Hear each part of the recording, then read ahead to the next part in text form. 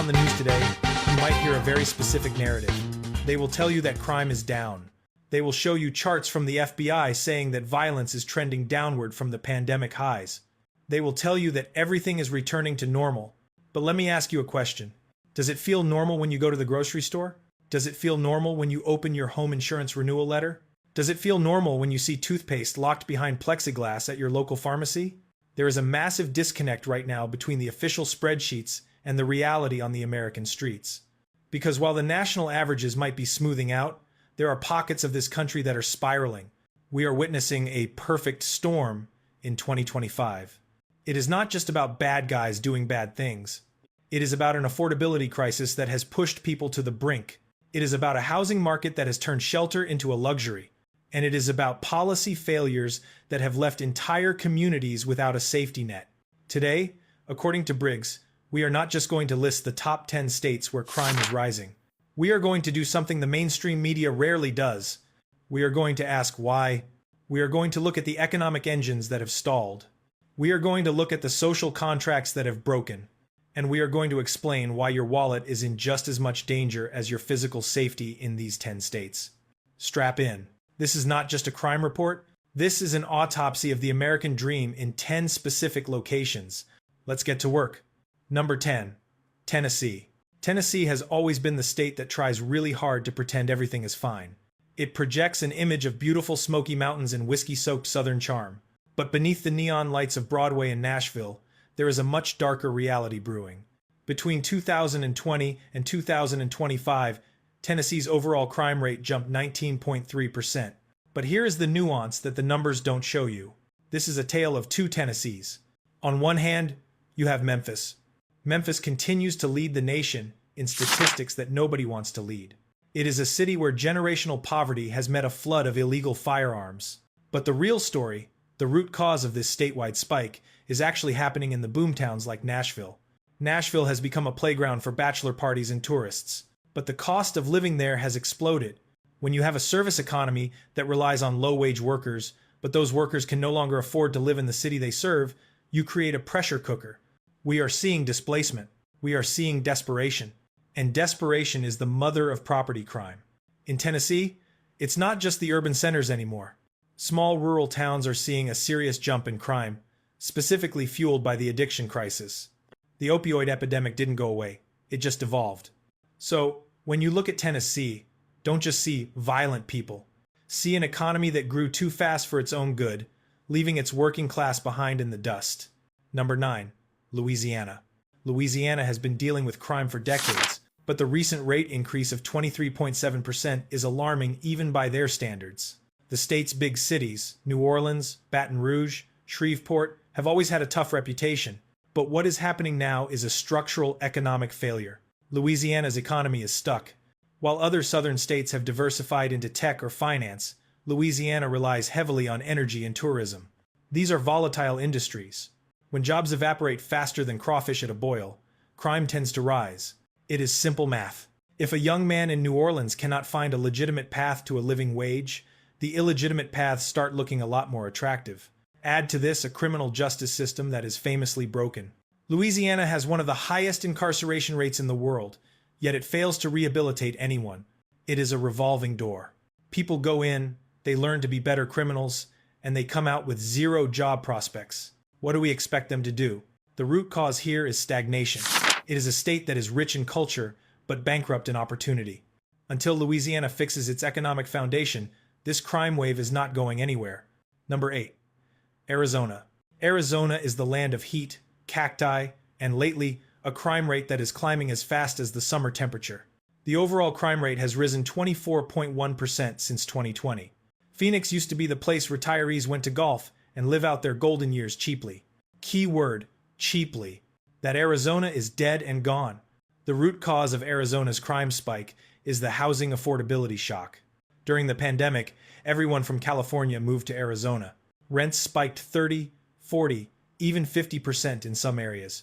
Suddenly, thousands of people who were barely hanging on were pushed onto the streets.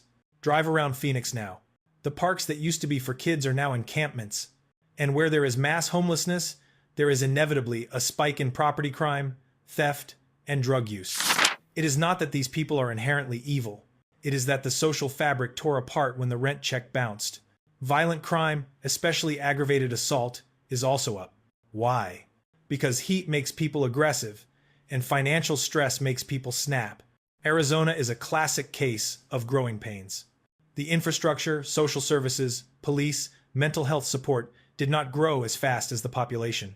Now, the state is paying the price for that lack of planning. Number 7. Alabama.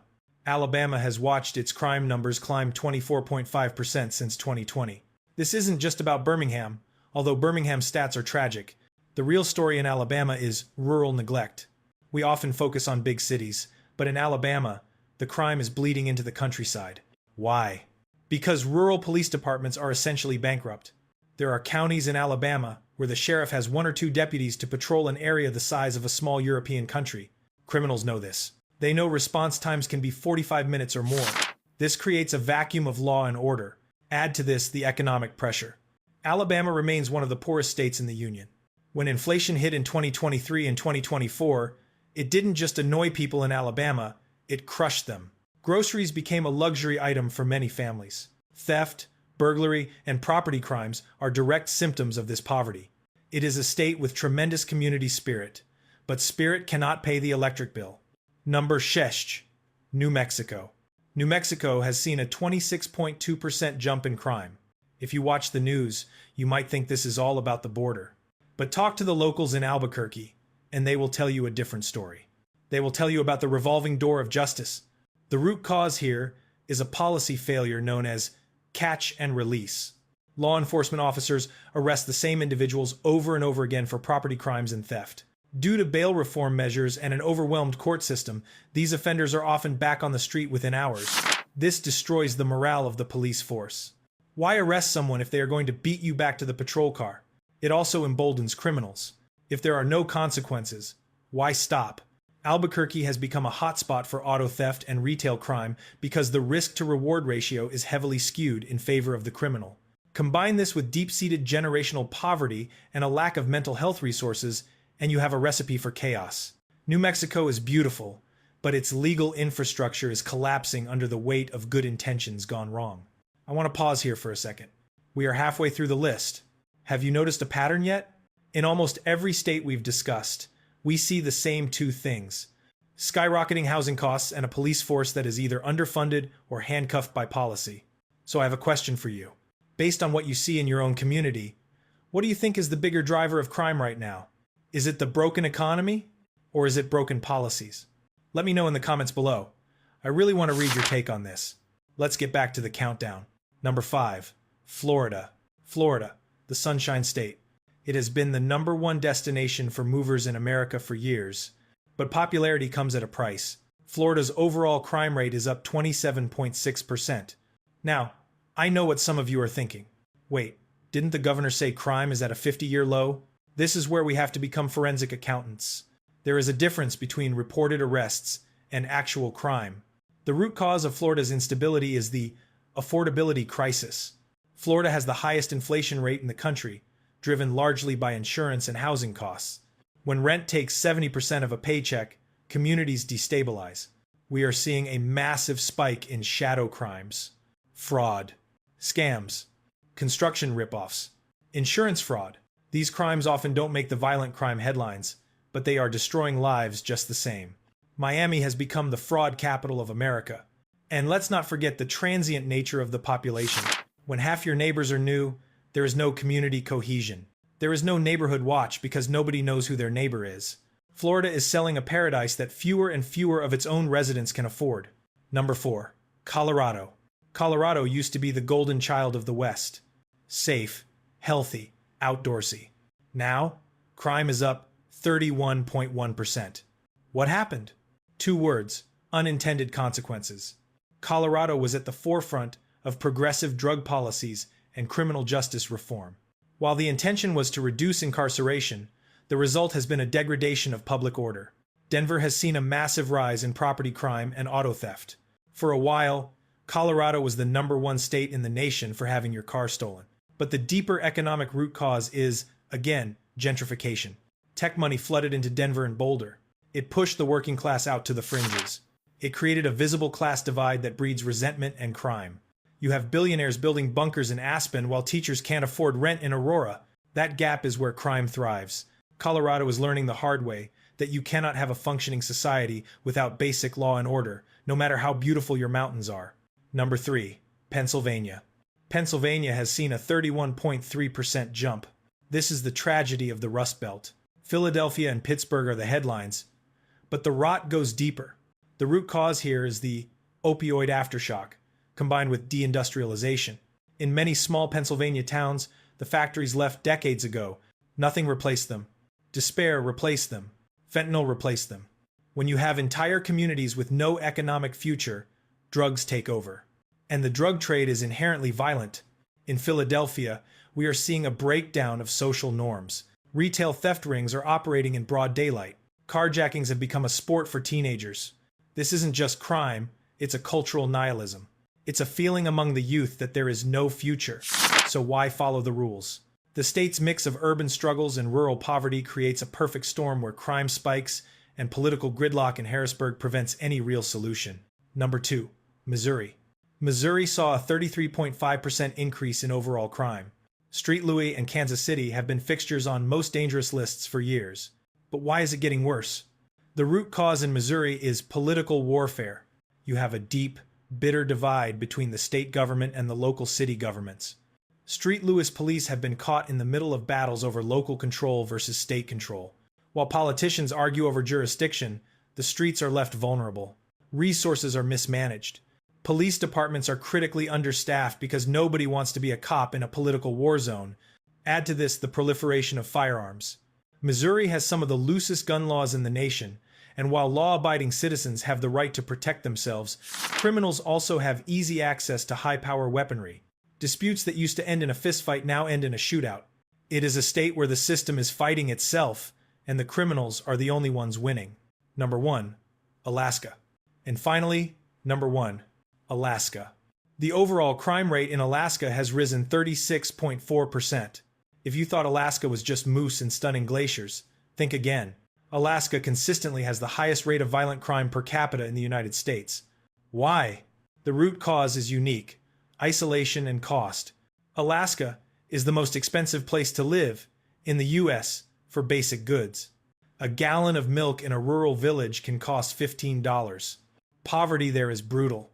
But the biggest factor is the psychological toll of the environment. Long, dark winters. Extreme isolation. Cabin fever is real, and it leads to massive rates of alcoholism and substance abuse. And tragically, this fuels the highest rate of domestic violence and sexual assault in the nation. Law enforcement is almost non-existent in the bush. There are villages where the nearest police officer is a plane ride away. If you call 911, help might not come for days if the weather is bad. It is a lawless frontier in the most literal sense. The crime rise in Alaska isn't about gangs or organized theft rings. It is about despair, isolation, and a lack of resources in an unforgiving environment. So, there you have it. 10 states. 10 different stories. But one common thread: this isn't just about crime. It is about the economy. It is about the fact that for millions of Americans, the social contract is breaking. When you combine inflation that makes survival difficult, with a housing market that makes ownership impossible, and a justice system that seems to have lost its teeth, you get what we are seeing today: a perfect storm of disorder. The trend for 2026 doesn't look much better. As the economy tightens, we can expect crime to shift from street violence to property crime. Your car, your home, your packages, these will become the targets. So, what do? You don't panic. You prepare. You understand that safety is no longer a guarantee. It is a responsibility. You need to know where you live, and you need to demand better from your local leaders. But maybe you are looking at this list and thinking, I need to get out. I need to find a place where sanity still prevails. If this list has you worried about your property value or your family's safety, you are not alone. Millions of Americans are voting with their feet, but where are they going? You need to watch my breakdown of these 7 safe havens, states where crime is actually dropping in 2025 next. I've analyzed the data, and there are still places in this country where the American dream is alive and well. Click the video on your screen right now to find out where they are. Stay safe, stay alert, and I'll see you in the next one.